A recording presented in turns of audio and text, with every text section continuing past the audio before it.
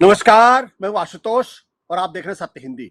सत्य हिंदी के विशेष कार्यक्रम श्रवण की खरी खरी में आपका स्वागत है।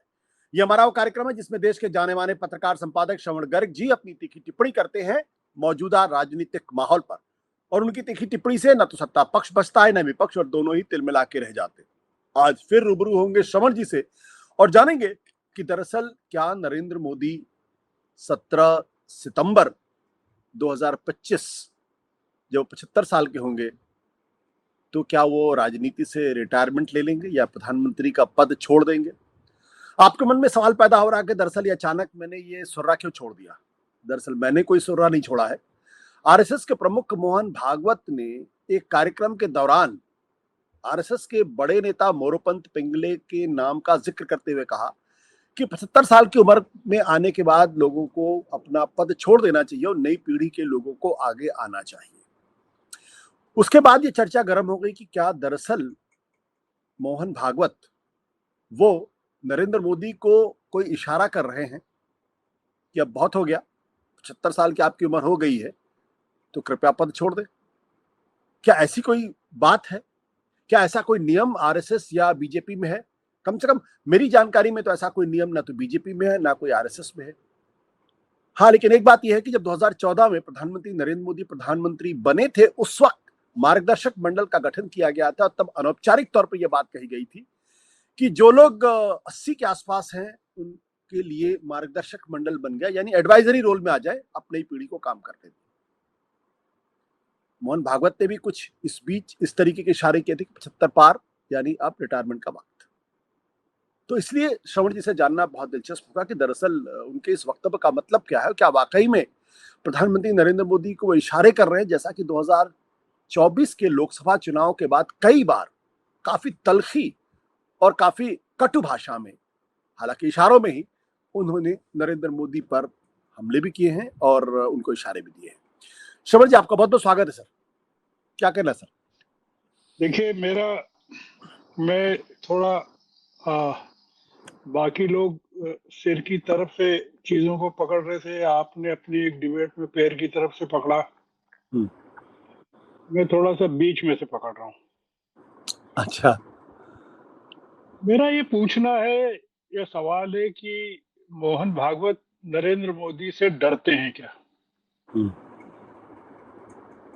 और अगर डरते हैं तो उसका डरने का कारण क्या है? मतलब इतना खौफ क्यों खाते हैं वो? क्योंकि आपने भी कहा और सब लोग कह रहे हैं अपनी चर्चा में, पर मेरा इस सवाल को पूछने के पीछे कई कारण हैं।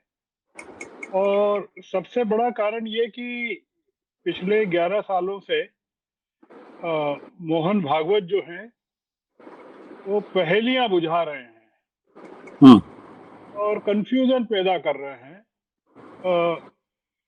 वो जिस तरह की बात देश के मुसलमानों को कहते हैं वो नरेंद्र मोदी को नहीं कह रहे हैं, देश के और लोगों को कहते हैं।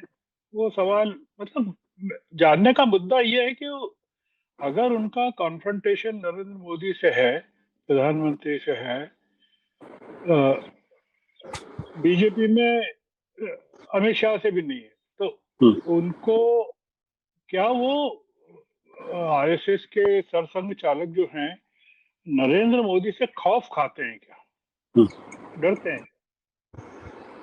ऐसा पूछने के कई कारण हैं। एक तो बड़ा कारण ये है कि मोहन भागवत जो हैं वो काफी समय से मतलब 21 मार्च 2009 से आरएसएस के सरसंघ चालक है जी। 2009 का मतलब ये हुआ कि 16 साल से है। नरेंद्र मोदी जो हैं वो मई 2011 से देश के प्रधानमंत्री हैं। ये सब लोग चर्चा कर रहे हैं कि मोहन भागवत साहब का जन्म कब हुआ। 11 सितंबर 1950 को हुआ। मोदी जी का जन्म कब हुआ तो बता रहे हैं 17 सितंबर 1950 का हुआ। यानी भागवत साहब मोदी जी से 6 महीना बड़े हैं। पर पर आरएसएस में नरेंद्र मोदी भागवत साहब से 4 या 5 साल सीनियर है। मतलब राजनीति में प्रवेश से पहले मोदी जी 1971 में संघ के प्रचारक हो गए थे और भागवत साहब 1975 में सरकारी नौकरी छोड़कर आपातकाल के दौरान संघ में शामिल हुए थे। हालांकि उनके पिताजी और दादाजी जो थे वो संघ में थे। इसका मतलब क्या कि नरेंद्र मोदी राजनीति में भी उनसे सक्रिय हैं, पहले से हैं और संघ में भी भागवत साहब से पहले से हैं। इतनी भूमिका के बावजूद पिछले 11 सालों से हम जो देख रहे हैं कि भागवत साहब और मोदी जी के बीच कोई 11 बार भी मुलाकात नहीं हुई होगी 11 साल में। पीएम बनने के पहले मोदी जी 12 साल गुजरात के मुख्यमंत्री रहे। रिसर्च करना होगी कि क्या मोदी जी की भागवत साहब से कोई मुलाकात हुई क्या या कितनी बार हुई है। ये बड़ा इम्पोर्टेंट है, दोनों के बीच संबंधों को डिसेक्ट करना और ये जानना कि ये जो तनातनी है वो क्यों है और मोहन भागवत डायरेक्ट बात क्यों नहीं कर रहे हैं किसी भी चीज पर।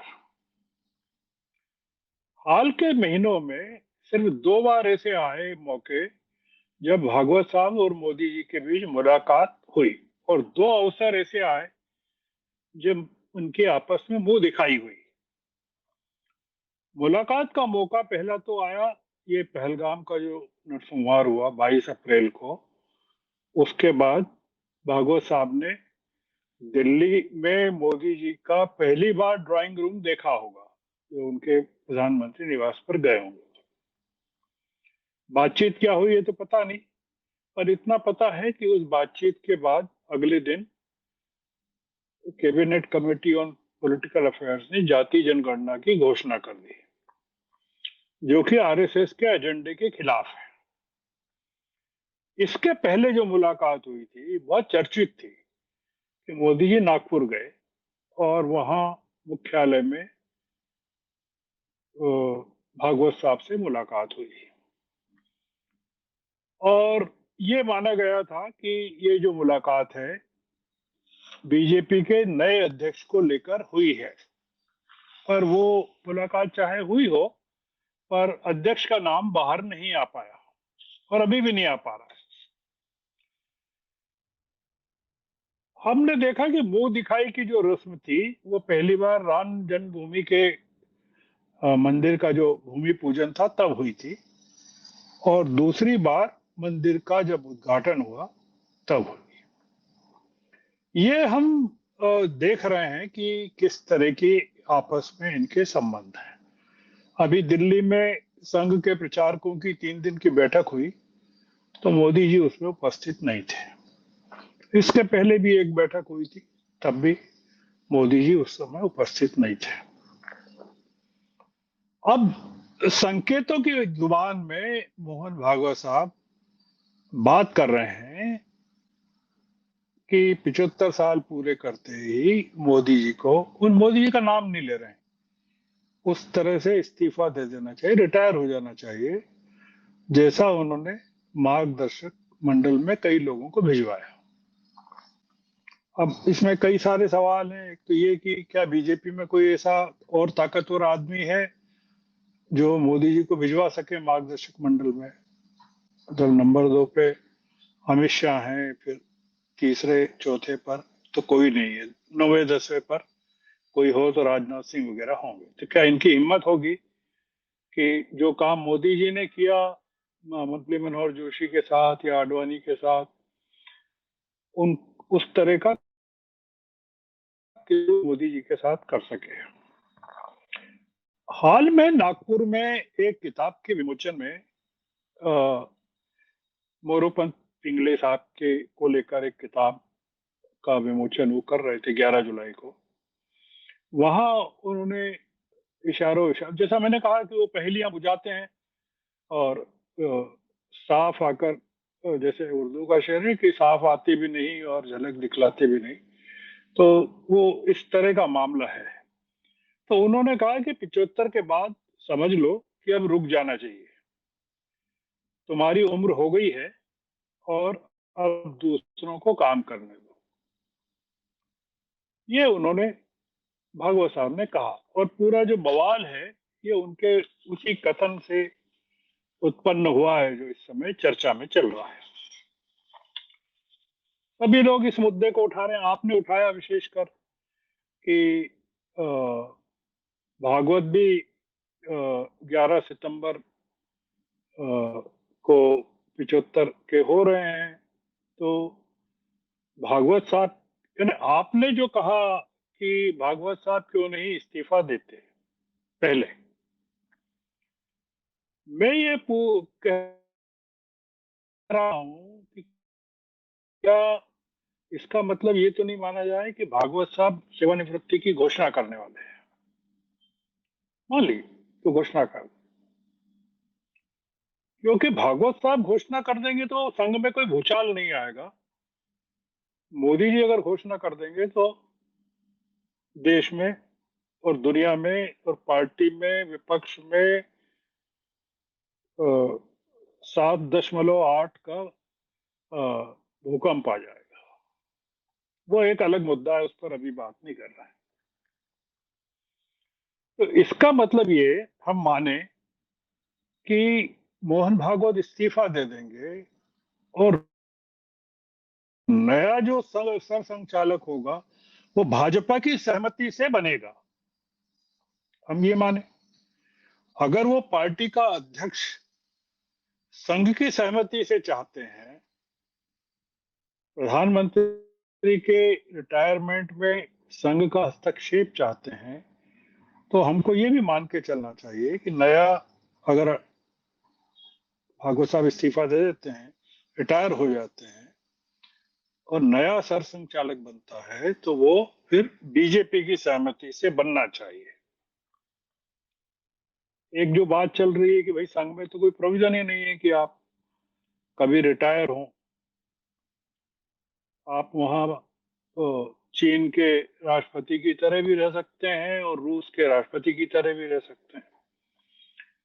क्या भागवत इस परंपरा को नहीं डाल सकते कि 75 साल की उम्र में कोई सरसंघचालक नहीं रहेगा, उसके बाद सरसंघचालक को मोरोपंत पिंगले की सलाह माननी पड़ेगी? हम मतलब भागवत साहब ने जो कहा उसका ये भी अर्थ निकाल सकते हैं कि भागवत साहब, और इसके लिए जोर डाला जाना चाहिए भागवत साहब पर कि भाई मोरोपंत पिंगले आपके आदर्श हैं, आरएसएस के पूज्य हैं, तो आरएसएस के संविधान में, अलिखित संविधान में नहीं है ये, तो आप डाल दीजिए परंपरा कि अब मैं नहीं रहूंगा। तो देखें, हम सारे ऑप्शंस हम खुले रखें, हम इसको फोकस मोदी जी पे क्यों करें, हम भागवत पर क्यों नहीं करें? दूसरा ये कि क्या भागवत ये संदेश देना चाह रहे हैं कि मोदी जी को 17 सितंबर को अपने पूर्व कथन के अनुसार, मतलब जो मोदी जी ने पहले कभी कहा होगा, भाई अब पहले कभी कहा होगा, हाल के सालों में तो वो बहुत सारी चीजें नहीं कहते हैं कि 15 लाख आपके खाते में आ जाएंगे, वो भी नहीं कहते हैं वो, या नोटबंदी से करप्शन और ब्लैक मनी और सब बात वो भी नहीं कहते हो। तो क्या वो मोदी जी को इस्तीफा दे, रिटायर, और फिर नया पीएम जो बने वो संघ की सहमति से बने? क्या ऐसा मोहन भागवत चाहते हैं कि भाई हो गया आपका काम, अब आप जाओ मोदी जी, अब हम नया पीएम अपनी सहमति से, मतलब संघ चालक भाजपा की सहमति से और नया पीएम संघ की सहमति से? क्या ये संभव है क्या? हमारी बातचीत का मुद्दा ये है, जो हमने जहां से शुरू किया था, कि भागवत साहब मोदी जी का साफ साफ नाम लेकर ये कहने से क्यों डर रहे हैं कि मोदी जी अब आपको अपना पद छोड़ देना चाहिए। अगर वो इशारों में बातें क्यों कर रहे हैं, जो साइन लैंग्वेज जो है वो उसमें क्यों बात कर रहे हैं और पूरे देश में कंफ्यूजन पैदा कर रहे हैं। अब हमने पहले भी कहा है, बीजेपी की रैंक एंड फाइल में भी और आरएसएस में भी और कोई मौका ही नहीं छोड़ते हैं, पहेलियां बुझाते रहते हैं। तो हमने इसलिए कहा कि वो मोदी जी से डरते हैं भागवत, हम ये कहना चाहते हैं। वो डर ये है कि मोदी जी ने पलटकर वार कर दिया भागवत पे, वो क्या करेंगे भागवत। उन्होंने नड्डा जी से कहलवा दिया था कि हमको आपकी जरूरत नहीं है। अब अगर मोदी जी कह दें कि मुझे आपकी जरूरत नहीं है, आप क्यों जबरदस्ती हमारे पार्टी के काम में टांग अड़ाते हैं, तो भागवत साहब क्या करेंगे। भागवत साहब के पास क्या हथियार है मोदी जी को काबू में लाने का। केवल ये कि हम काम नहीं करेंगे आपके लिए चुनाव में, इसके अलावा क्या है। मोदी जी कहेंगे मत करो, आपको नहीं करना है तो मत करो। जी। तो एक मुद्दा ये है कि जो कंट्रोवर्सी इस चीज में चल रही है कि सर्वोच्चता किसकी है, न्यायपालिका की है कि संसद की है। तो क्या ये चल रहा है कि सर्वोच्चता आरएसएस की है कि बीजेपी की है, पार्टी की है, यानी प्रकारांतर से मोदी जी की है या भागवत साहब की। तो मोदी जी को कब रिटायर होना है, इसका फैसला संघ करेगा कि पार्टी करेगी। मेरा ये मानना है आशुतोष जी कि ये जो पार्टी के अध्यक्ष का जो पेच है वो इसी में फंसा हुआ है।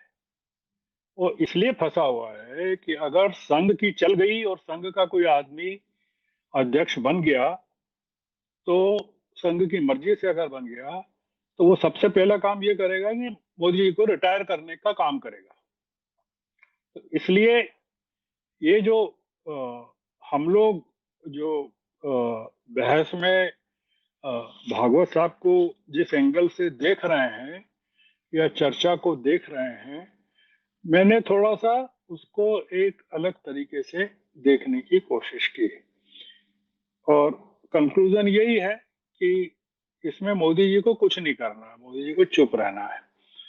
जो भी करना भागवत साहब को करना है और भागवत साहब को केवल दो काम करना है, या तो खुद त्याग पत्र दे दें और बीजेपी की सहमति से अपनी जगह आदमी को बिठाएं। मोदी जी का आदमी ऑलरेडी है जो भागवत साहब के लिए परेशानी पैदा कर रहा है। दूसरा ये कि अगर भागवत साहब कहते हैं कि मैं तो बना रहूंगा, मैं तानाशाह हूं, मेरे को क्या करना। मतलब आप संघ में तानाशाही चाहते हैं पर बीजेपी में डेमोक्रेसी चाहते हैं कि भाई संघ में तो हम जो चाहेंगे चलेगा, हम 50 साल रहेंगे, आपको क्या करना है, चाहे संघ खत्म हो जाए। पर आपको लगता है कि मोदी जी के कारण बीजेपी डूब रही है तो बीजेपी को चेंज करना। अगर वो मोदी जी कह रहे हैं कि भाई भागवत के कारण संघ डूब रहा है, तब उसका क्या जवाब होगा। इसलिए मेरा ऐसा मानना है कि या तो भागवत इस्तीफा दें या वो मंच पर खड़े होकर उसी आवाज में कहें, मैं मांग करता हूं संघ की तरफ से कि मोदी जी रिटायर हो जाएं, और वही देश के हित में होगा। तो फिर देखते हैं उसमें संघ की क्या रिएक्शन होती है और बीजेपी की क्या होती है और देश की क्या होती है। तो हम आज की चर्चा को इसी नोट पर समाप्त करते हैं। जी thank you sir, thank you.